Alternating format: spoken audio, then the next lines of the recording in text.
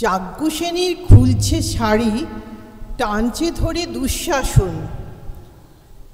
দায় ছিল যার গর্জে ওঠার, নত মাথায় সে পাঁচজন। দুর্যোধনের নগ্ন উরু, ইঙ্গিতে তার ধর্ষকাম। হস্তিনাপুর দেখছে বসে, ধ্বস্ত হতে তার সুনাম। অন্ধ রাজা সিংহাসনে আর্ত চেঁচান বৌমা তার। নিজের দলে নির্যাতনে সব রাজা হয় নির্বিকার। কর্ণ বসে হাসছে হা হা, রাজার দলের লোক তো সে। শর্তবিহীন সমর্থনে তাবতারাম সুখ বসে। ভীষ্ম দ্রোণ কৃপ নীরব, সরকারি লোক হাজার হোক, রাজার কথাই তোমার কথা, তুমি যখন রাজার লোক। খল শকুনি দেখছে সবই, বস্তুত সে ধ্বংস চায়। ঘর ভেঙে যায় রক্তেতে, নীরব সকার হচ্ছে তাই।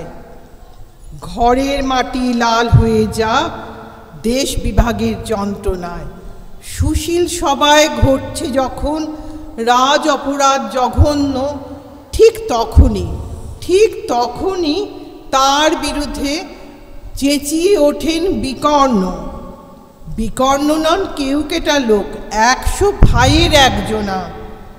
তেমনি করে এর আগে কেউ তার কথাটিও জানত না। যতুগৃহে কারেন নীরা, অন্তরটাই নেই লেখা। ভীমকে যখন বিষ খাওয়ালো, তখনও তার নেই দেখা। কিন্তু যখন প্রকাশ্যতে কাটছে নারীর আব্রকেও, স্তব্ধ জীবে সুপসাগরে বিকর্ণ হন একলা ঢেউ। চেঁচিয়ে ওঠে রাজার কুমার যুবরাজের বিরুদ্ধে। মহাবলী পাণ্ডবেরও গলায় তখন শেষণ নেই। রাজাও যখন নীরব থেকে সায় দিয়ে যায় ধর্ষণে, ঠিক তখনই সমস্ত যুগ গর্জে ওঠে বিকর্ণে। আমরা যারা কিচ্ছুটি না, একটি মাত্র ভোট কেবল। অত্যাচারের সামনে এসে সঙ্গী শুধু চোখের জল। পোষ্যভাবে যাবনা চেনায় অন্ধ এবং নিকর্ণ। প্রার্থনা থাক আমরা যেন একবার হই বিকর্ণ। মরার আগে হতেই হবে রাজা সভায় বিকর্ণ। নমস্কার।